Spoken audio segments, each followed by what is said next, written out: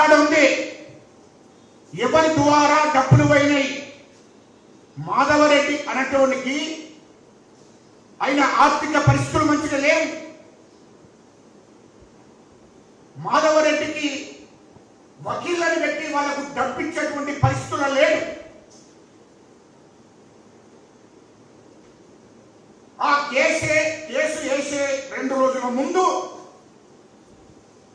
TRS MLA Mallareddy గారి ఇంట్లో ఆయనతో మాట్లాడి రెడ్డి జాగృతి అనే పేరు మీద ఉన్నటువంటి మాధవరెడ్డిని నువ్వు కేసు వేయాలి, నీకు సంబంధించింది మొత్తం మేము చూసుకుంటాము.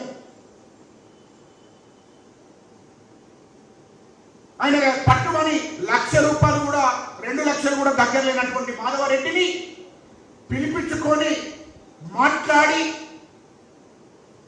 నీకు ₹1 కోటి ఇస్తా, అవసరం అనుకుంటే ఇంకో ₹1 కోటి ఇస్తా, ₹2 కోట్లు ఇస్తా, నీకేం కాకుండా నేను చూసుకుంటా అని చెప్పి భరోసా ఇచ్చి వకీళ్లకు ఎంత డబ్బైనా నేను పంపిస్తా అని చెప్పి కేటీఆర్ స్వయంగా మాట్లాడి భరోసా ఇచ్చి వకీళ్లకు డబ్బులు పంపించాడు. కేటీఆర్ డబ్బులు పంపించి బీసీలకు 48% రిజర్వేషన్ రాకూడదు అని చెప్పి కేసు వేయించడం జరిగింది. కేటీఆర్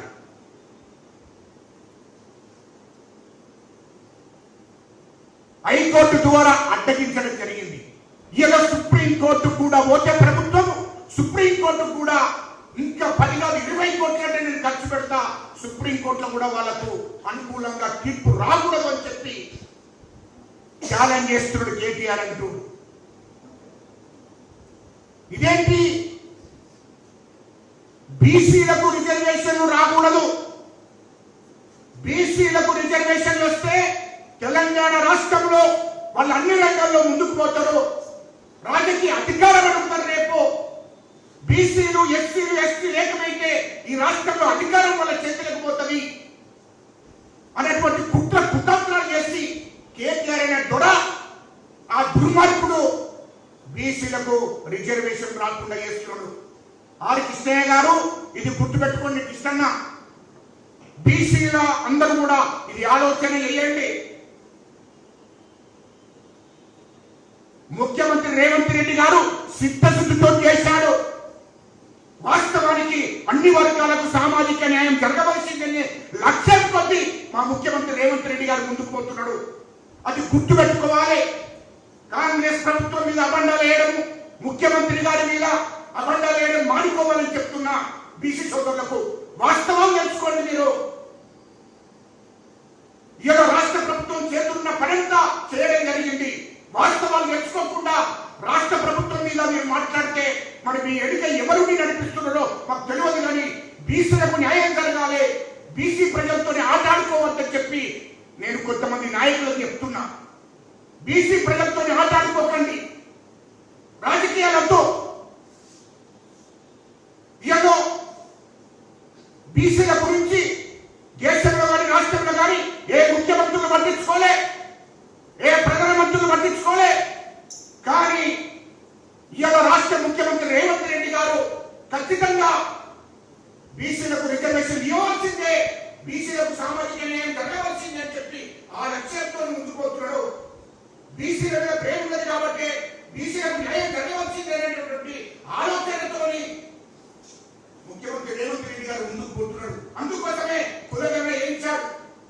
ఒకవేళ ఆనాడు బీసీల మీద ఇష్టం లేకపోతే కులగణన వేయించేవాడు కాదు. మా రాహుల్ గాంధీ గారి ఆదేశాల మేరకు ఖచ్చితంగా కులగణన వేయించవలసిందని చెప్పి ముఖ్యమంత్రి రేవంత్ రెడ్డి గారు కులగణన వేయించాడు. దాన్ని కమిషన్ వేశాడు, అన్ని రిపోర్టులు తెప్పించుకున్నాడు.